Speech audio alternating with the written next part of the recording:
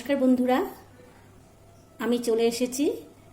আজকে আমার চ্যানেলে সবাইকে স্বাগতম।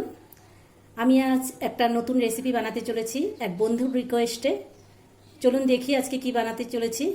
আজকে আমি বানাতে চলেছি সোয়াবিনের পকোড়া। তো দেখুন এটা বানাতে গেলে কি কি লাগে। সোয়াবিন আমি এখানে 50 গ্রামের মতন নিয়েছি, একটা ডিম,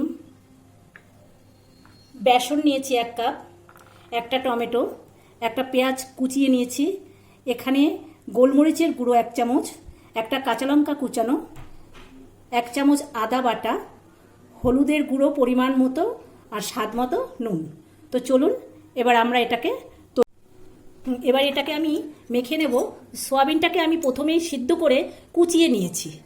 এর মধ্যে এবার আমি এই বেসনটা ঢেলে দেব।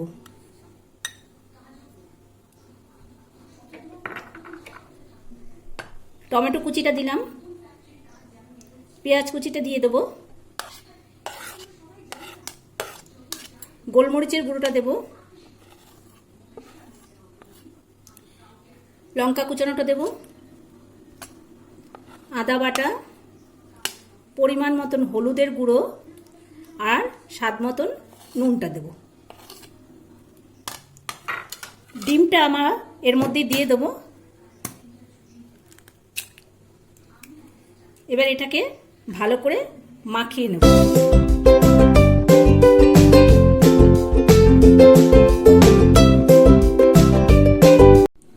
আমার এবার এটা মাখা হয়ে গেছে। এবার এটাকে তৈরি করব। ফ্রাই প্যানে আমি তেলটা দিয়ে দিলাম। তেলটা গরম হতে একটু সময় লাগবে।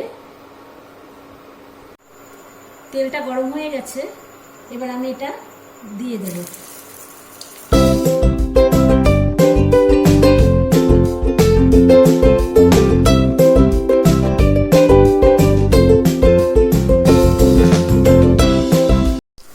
পকোড়াটাকে এবার আমি উল্টে দেব।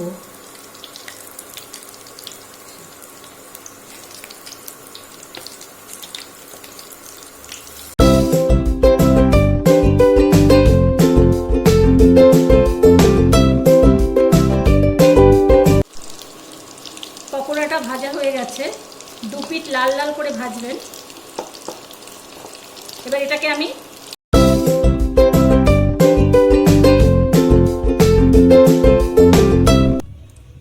তৈরি হয়ে গেছে আমাদের সোয়াবিনের পকোড়া।